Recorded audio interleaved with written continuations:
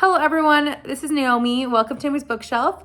This is my TBR for the Journey Through the Bible Readathon, which is for the entirety of the month of October.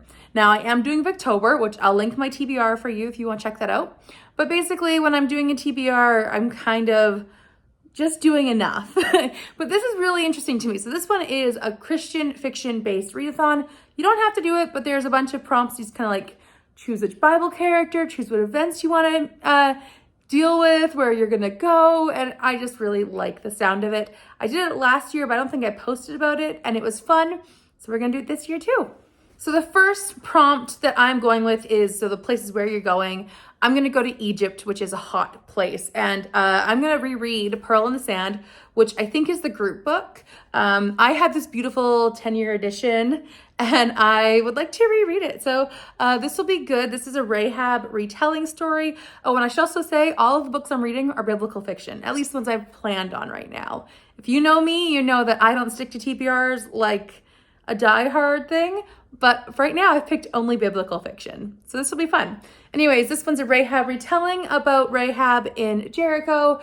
Really love this one, and I'm excited to pick it up again. I loved it, and of course I had to buy the 10-year anniversary edition because it was just so pretty and such a great book to own.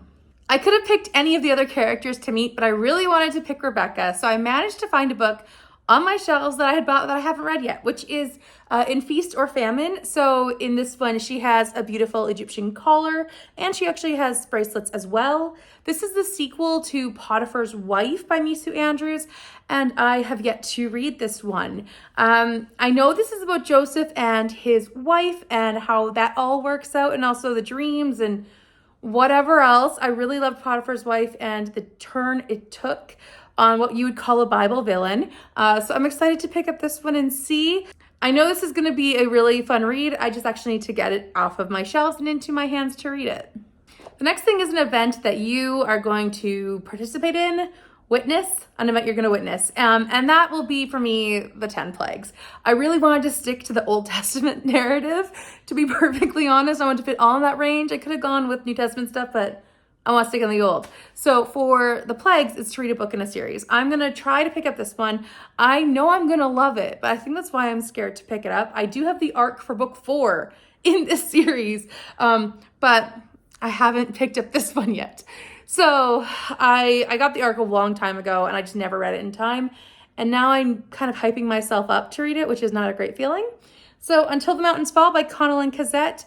This is the third book in the Cities of Refuge series, and I believe in this one, Rivka, I'm horrible at pronouncing these names, just so you know. So Rivka is required to marry her husband's brother because her husband passed away, as is the Old Testament law, and she is refusing because she thinks that he is just a jerk. I remember reading the first several chapters, really enjoying it, and I just never continued. So this is going to be for my book of a series, although I have a couple other series books that I could read, but I can't remember if I'm allowed to double up or not. If I am, I might, but I honestly don't want to. I really want to get this one off of my to be read pile so I can get to the book I have as an arc. That's really a priority for me. The last thing that you need to do is something bad is going to happen or an event's going to happen. So I am going to do Frogs Are in the House. Like I told you, I'm keeping with a theme here, a storyline. I'm not really original. So the prompt for this is a book that's been on your TBR for a long time, so you need to hop to it. And this is an arc I've had for, I would say, 6 to 8 months, and it came out in May. So I am really behind on it. This is called Legacy, and it's by Anna Moore Bradfield. I don't know, I'm pointing here. I don't have it in my editing software to put pictures up. So all of the information will be in my description box for all the books. But this one is about the mother of King David after she's been accused of adultery. So it should be interesting. I'm really excited to pick it up after I read the synopsis summary. Not summary, but the description. I was like, oh, this sounds really good. I shouldn't put it off anymore. It's been on my TBR for a long time, so it very much fits this prompt. The last thing is pray to Jesus to help you out. So it's reader's choice. And for this one, I'm going to be reading The Peasant King by Tessa Afshar. So this is an arc I have as well. It comes out in November, and I really don't want to get behind on more arcs. I've been reading a lot. I haven't been writing my reviews, so I need to do that soon. But in regards to this one, it's a follow-up to The Hidden Prince, and it is about like King Darius, I think. It's about this boy Afshar who runs away, and he is royal blood, so I'm pretty sure that's Darius. And this girl Gemma, who is just an ordinary girl, and she gets caught up in this really big mess of politics and all these things, I think. I don't care, honestly. It could be like a surprise summary, and I would read it because it's Tessa Afshar. I really love her work. So I'll be reading The Peasant King for my Reader's Choice.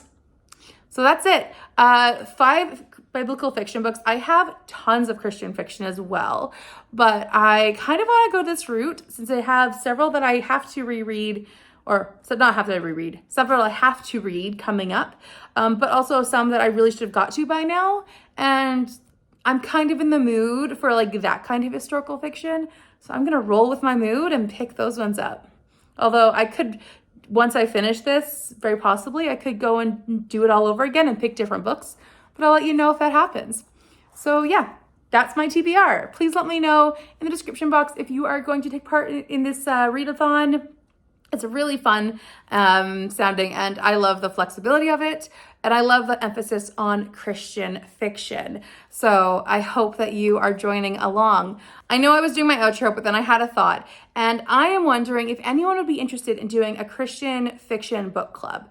I'm not sure if anything like that is going on online right now on YouTube, but just like Christian fiction, whatever new Christian fiction comes out, please let me know if that'd be something you're interested in or you're a part of, because I'd love to join if you are in one.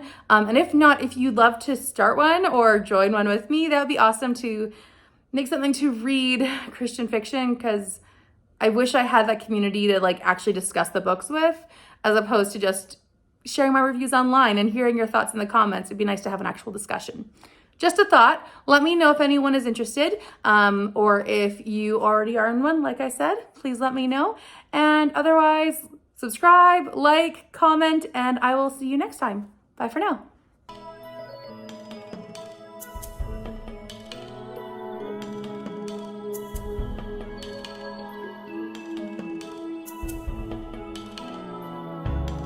In a house that I don't